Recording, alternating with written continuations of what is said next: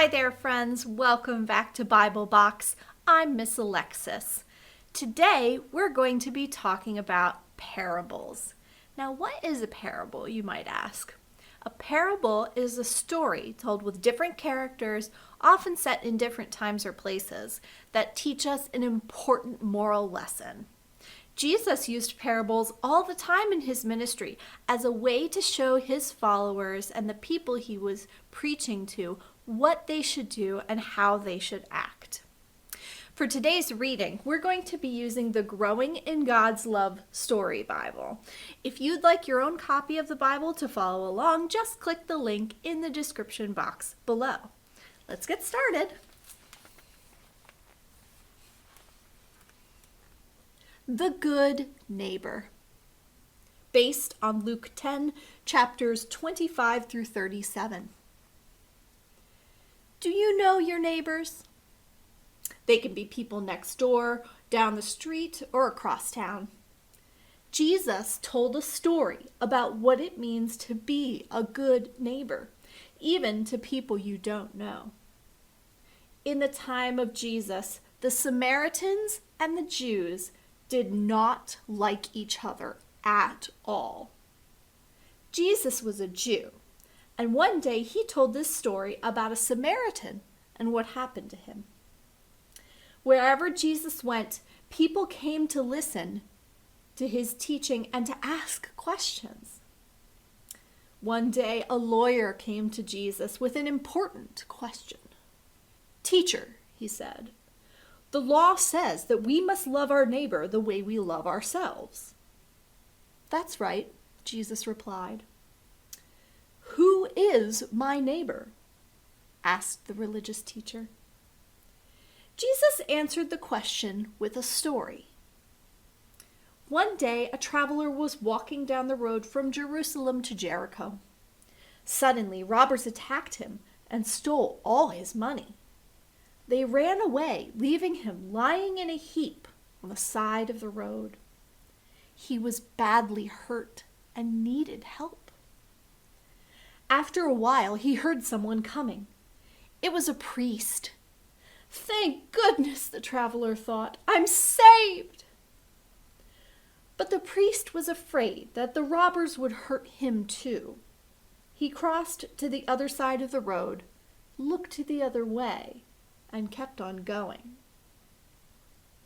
Later, the injured man heard someone else coming. This time, it was a Levite, also a religious leader. Finally, he thought, surely this one will stop and help. But the Levite was also afraid of robbers. He crossed to the other side of the road, looked the other way, and hurried by. A third time, the injured man heard someone coming. This time, it was someone coming from Samaria on the way to Jerusalem. "Oh no," the traveler thought, "it's someone from Samaria. He will never help me." But the Samaritan man did stop. He bandaged the hurt man and lifted him onto his donkey. He took him to an inn. He gave the innkeeper money to look after the traveler until he was well.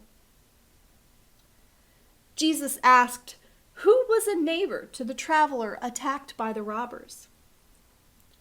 "The one who was kind to him, the one who stayed with him and helped him," the lawyer replied. "Go and be that kind of neighbor," Jesus said. It's wonderful that Jesus told stories that show us how we should behave as Christians. The story of the Good Samaritan is particularly helpful because being a good neighbor is one of the main things that we need to do as Christians. Let's head on over to the craft table and explore a little bit more about the Good Samaritan story. Come on, friends, follow me. Welcome back to the craft table, friends. Before we get started, as always, make sure your work surface has something protective on it and that you're wearing protective gear too, like me in this apron. You could also wear clothes that you won't mind if it gets a little dirty. Today, we're going to be doing a craft that requires parent supervision, so make sure you've got a parent handy and ready to go for this project. Let's get crafting. Welcome to the craft for March 7th. Inside your envelope, you'll find the following supplies. A piece of craft felt cut into a shape with a black line through it. A few pieces of Band-Aid, one popsicle stick, 2 pieces of command strip, a gold thread, a bottle of tacky glue, 1 foam Bible shape, and a needle with a safety rubber stopper. Today's story is about the Good Samaritan, and the lesson of the Good Samaritan is that we should be helping our neighbor, even if we don't necessarily think they qualify as our neighbor, quote unquote. Every person is our neighbor, and we have a responsibility to take care of every person. To do this craft, we're going to be making a small pouch that you can keep on hand with some Band-Aids in it, just in case a sibling or a parent, or maybe even one of your friends or neighbors gets hurt. You'll always be ready to be a Good Samaritan and help. To start out with the craft, let's go ahead and learn how to do a simple stitch with our needle and thread. Now this needle is sharp, so you're going to need to be careful with it. And this craft probably should be done with parent supervision, so make sure you've got your parent on hand. You'll notice that your piece of craft felt has a little line at the top. This is a guideline to show us where we're going to bend down the top part of our little pouch. In order to sew it in the correct way, we're going to bring the bottom part up to meet that line and make a nice strong crease.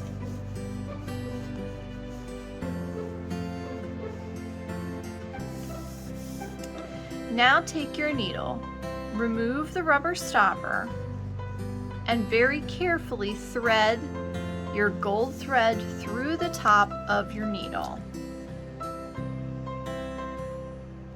Your thread may end up splitting a little bit like this one. If that's the case, just twist gently to get the threads to go back together to form one strand. It may also be helpful to have a pair of craft scissors on hand that you can use to cut that end and make a nice clean end.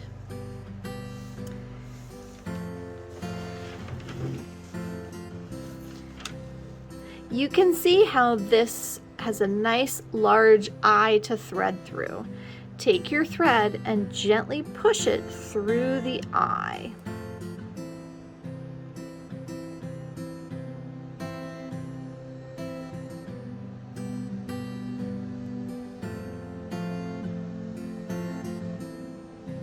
You may have to play with it a little bit before you get it successfully threaded through.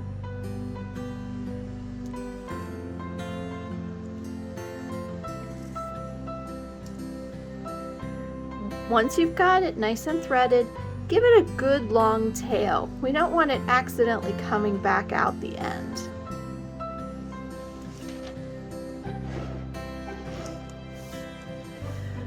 We're going to start this slip stitch at the very bottom of our piece of felt. Very carefully thread the needle through the bottom part of your craft felt like so. It should go through fairly smoothly. You just have to watch your fingers that you don't accidentally poke them on the way through. Once you've got that thread through, but not all the way through, so it's still attached, take the little tail piece and your needle and wrap it once, like so.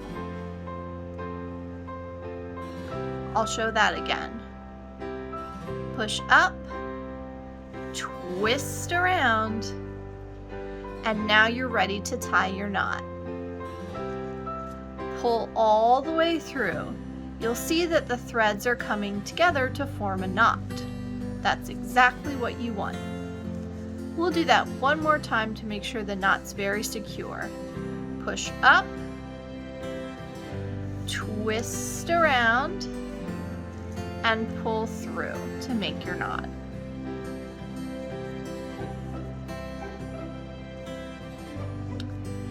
Now the stitch we're going to be using is called a slip stitch. It's because we slip under each time. It's a very simple basic stitch.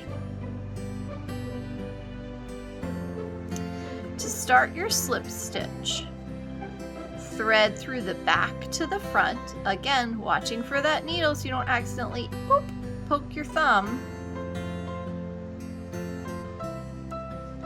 and pull all the way through so it's nice and tight. Then do the same thing again. Wrap around the back and thread through. You want the thread, when you pull through, to sit right on the top of that spot. You may have to play with it a little bit. Mine likes to get stuck on this back part, but I would like it to actually sit up top here. Just like that. Continue all the way down, back to front.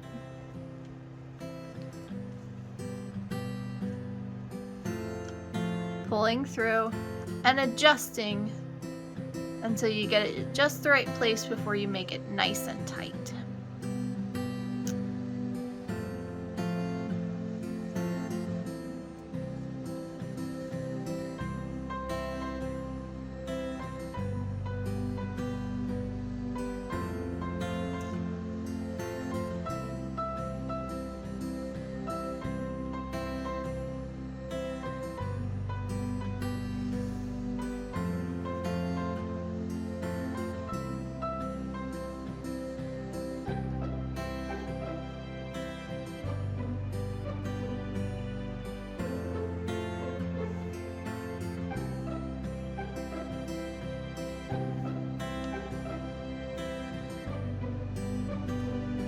This craft takes a lot of patience, but the end result will be really nice.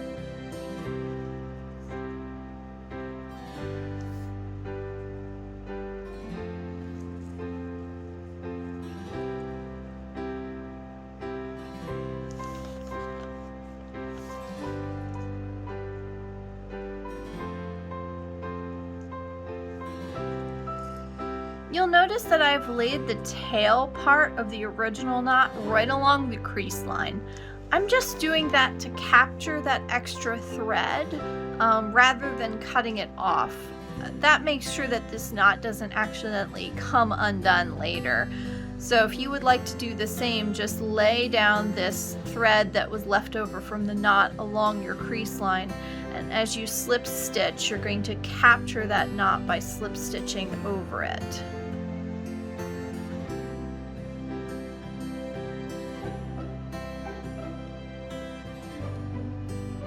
Like that. See how I've got this little tiny stitch right here and it's captured this tail.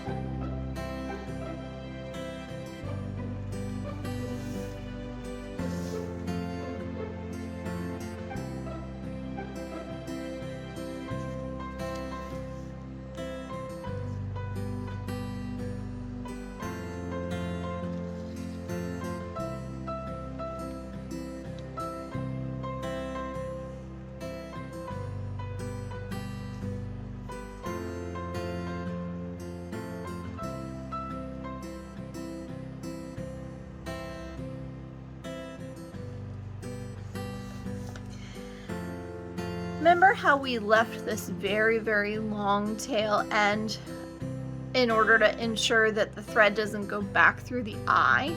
Just keep an eye on it. Occasionally when you get further up, this will get closer and closer to the stitch length. You don't want it to get caught in the stitch itself, so you can just adjust it by gently pulling on the one thread to make it slightly shorter.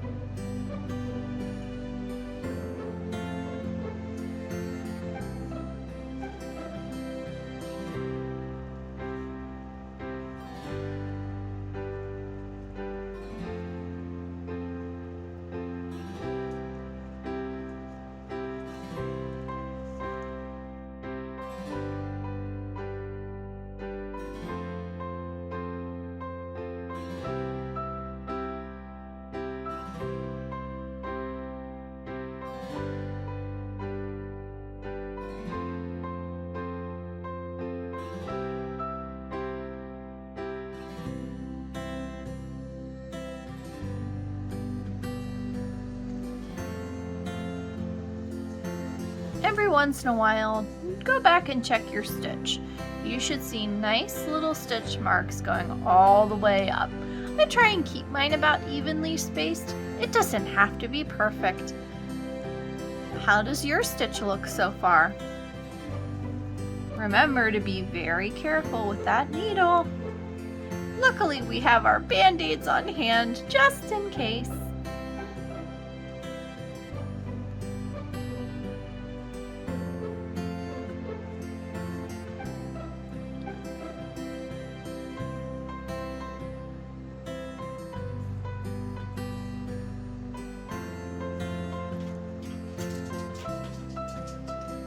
When you get to the very top where that black line is, we're going to do a simple slip knot and close and finish off our line.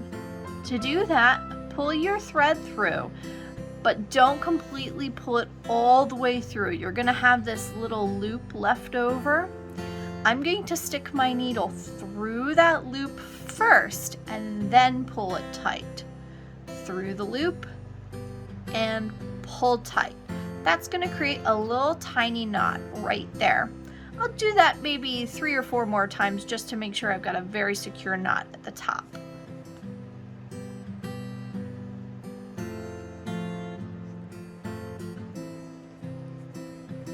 Through, into the little loop, and pull.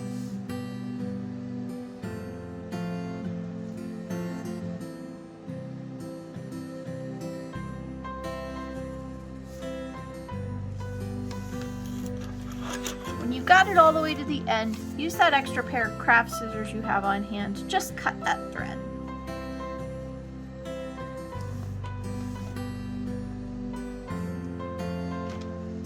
There you go.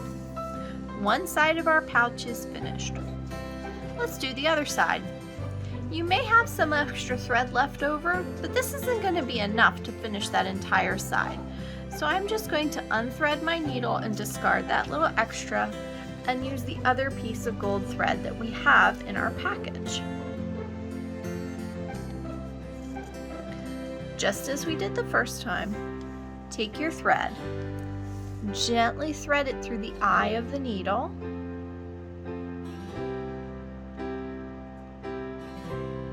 just like that, and then pull the end to make a nice long tail.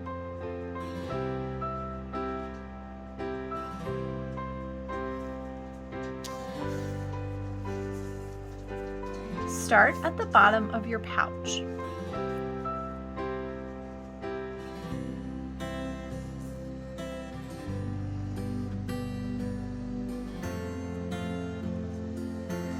Pull the thread most of the way through, leaving a little tiny tail at the end. Using your needle, push up and loop around, then pull through to make your first starting knot. Do this a couple of times to make it very secure. Push up, loop around, and pull.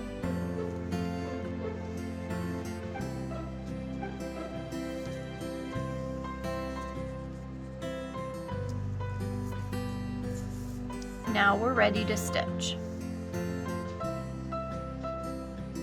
Again, I'm laying that extra piece of thread down along my stitch line. You don't have to do that, but I like it because it makes it extra secure. Go from underneath to the front, back to front, pushing your needle through and pulling tight.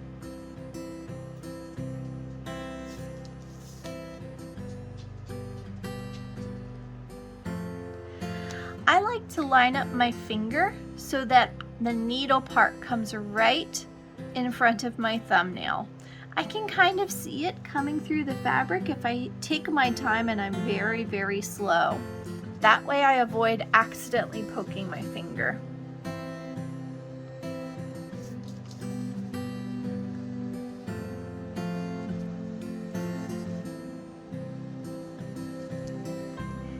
If you go slow and take your time, you reduce the risk of accidentally hurting yourself in the process.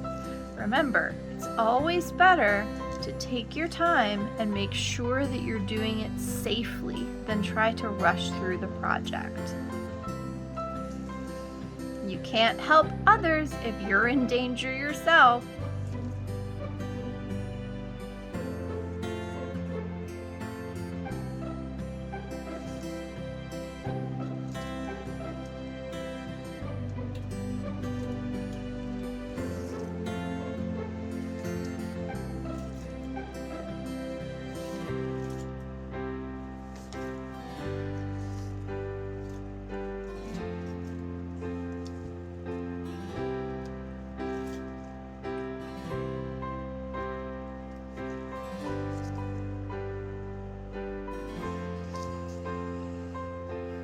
Later this semester, we'll talk about the fruits of the Spirit. This craft definitely requires patience, self-control, and gentleness.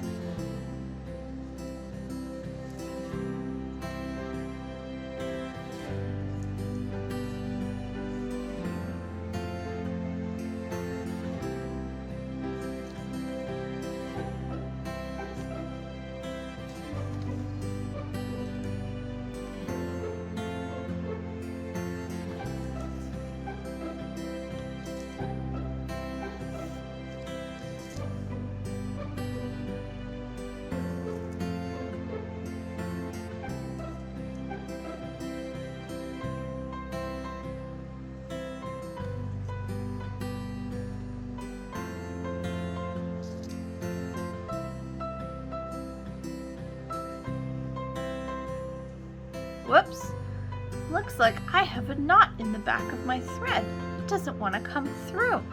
Let's take a close look at that. I can see that my thread has gotten a little tangled in the back. I'm going to just very gently untangle that knot. If you're gentle and you take your time with it, the knot should come apart fairly easily. Ta-da!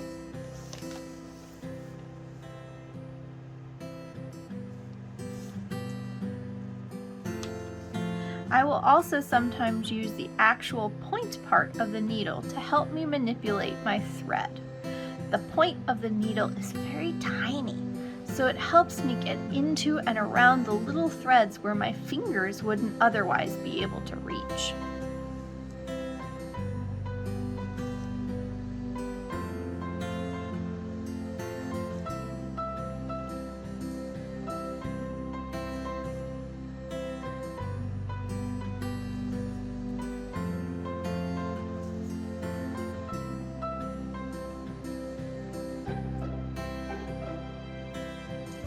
Again, if you get a little knot, gently pull at the knotted part and use the little tiny needle to help maneuver the threads back into place and then pull it tight again. Knots happen in life and in our crafting. It just takes patience and a little bit of gentleness, and we can undo any knot.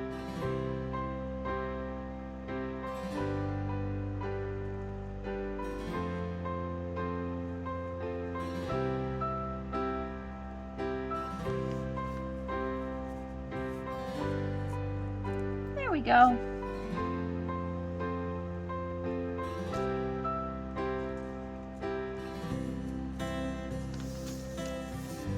Don't forget to shore up on your thread a little bit as you go. That knot was caused by my tail being too long and getting caught in the stitch. So I'm going to make my tail a little bit shorter, and that should stop the knot from happening again.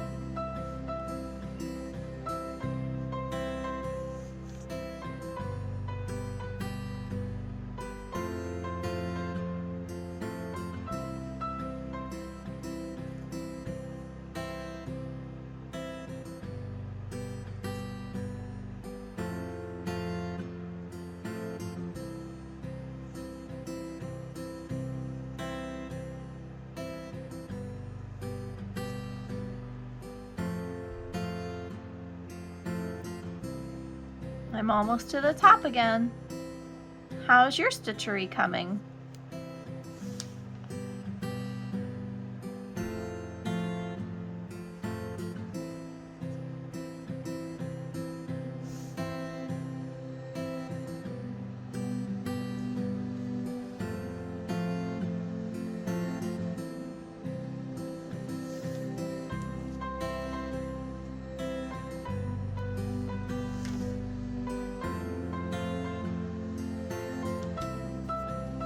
Just like before, when you get to the top of your pouch, we're going to close it off with a slip knot. Run your thread through, but don't run it all the way through. Leave a little tiny loop at the end. Put your needle through the loop first, then pull tight to create that little knot. We'll do it again a couple more times.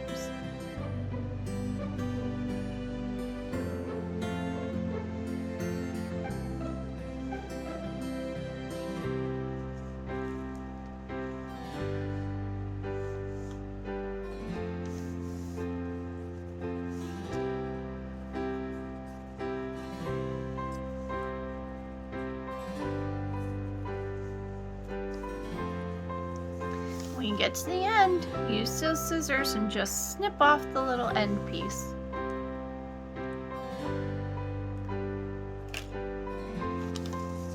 And there you go. Now we've got a workable pouch, but we still need a way to close it, and I'd like to decorate it. Time to get out the tacky glue. Your command strips have a little sticker backing that if you peel away, leaves a sticky edge. But this type of material is not going to stick well to this craft fabric, so we're going to assist it with a little bit of tacky glue. Place your first piece after you've removed the backing right at the top, leaving about a fingernail's worth of space between the top piece of the fabric and where you're going to put your little piece of command strip. Squeeze the bottle gently and you'll notice that a little bit of tacky glue beads up onto the top. A little bit of this stuff does go a long way. Put a little bit of tacky glue down onto your command strip and you can spread it out using the very end of your popsicle stick.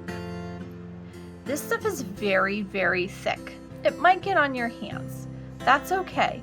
You can keep a paper towel handy to wipe them off, or feel free to pause the video to go wash your hands.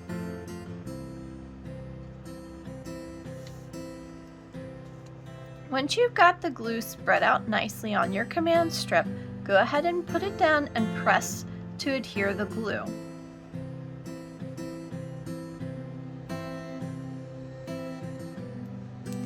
Hold it for a couple of seconds.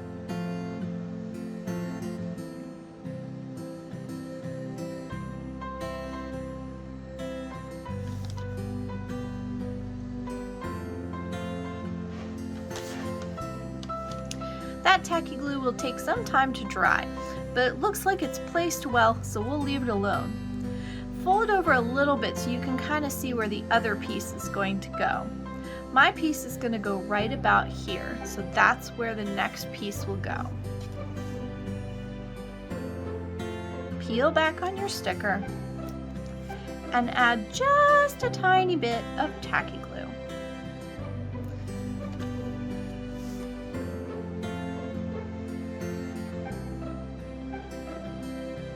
Spread it out using your popsicle stick.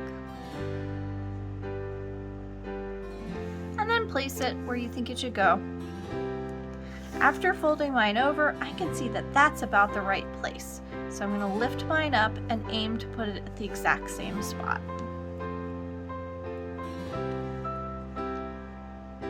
Press down and hold for a few seconds.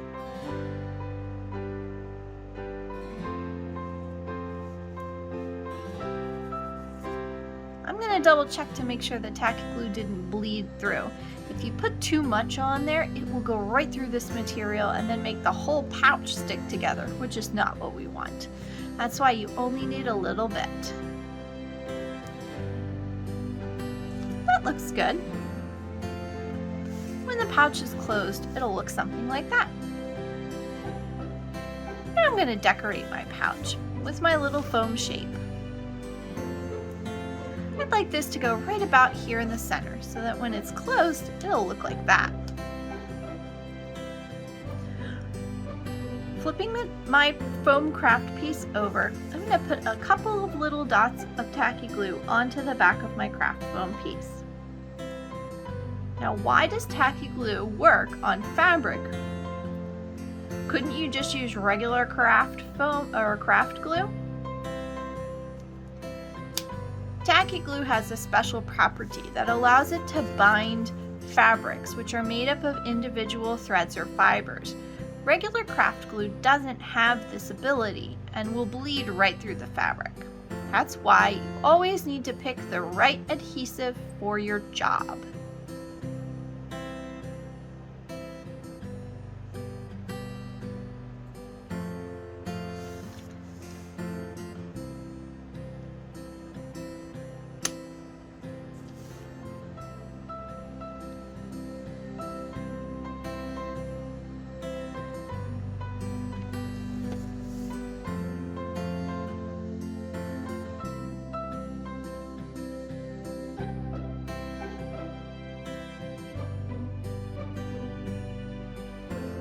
In the Bible story, Jesus tells us that everybody is our neighbor, even people that we don't necessarily like or who don't like us.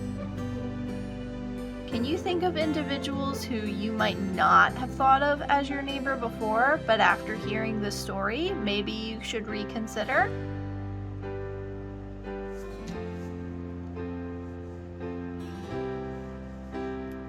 Once you've got your glue spread on the back, gently place the little foam piece where you'd like it to go and press down.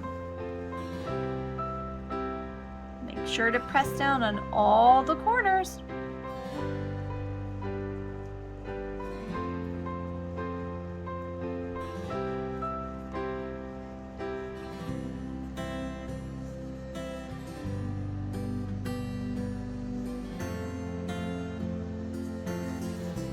And I'm just going to double check to make sure it didn't go through too far. You can use a pinching motion to pinch from both the back and the front.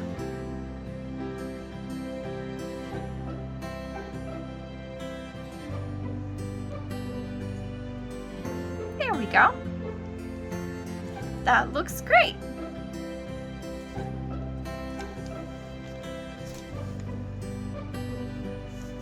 Once you're all done with it, it's time to put your special Good Samaritan Band-Aids in, and you're ready to go. Whenever anybody is in need, whether that's you, a sibling, a parent, if they have a boo-boo, you can pull out your Good Samaritan pouch and give them a Band-Aid to make them feel better.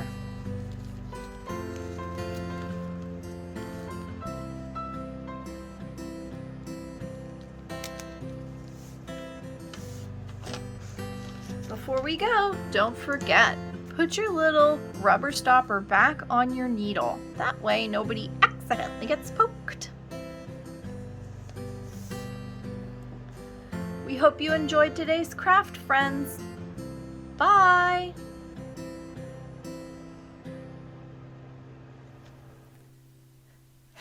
Really nice job on your craft today, friends. You know, parables are such a great way that we can share what it means to be a good person with other people without necessarily making them feel like we're telling them how to personally behave. Our friends at Faithlife Media have actually put together their own little miniature parable about being a good neighbor. Let's head on over there and watch the video and then sing a little bit of a song with them.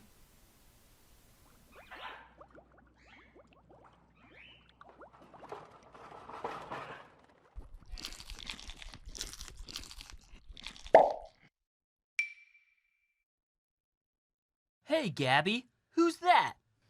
I don't know, Dash. Who are you? Hi, my name's Terry. I'm your new neighbor. You can't be our neighbor. You aren't even a guinea pig. Yeah, just look at those big floppy ears. You're no neighbor of ours. Well, I don't have anywhere else to go.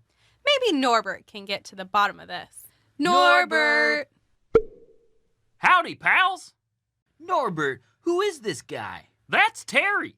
He needs a place to stay, so he's going to crash in our pen for a while. You know, a neighbor. But how can a bunny be a neighbor to pigs? Well, let me tell you.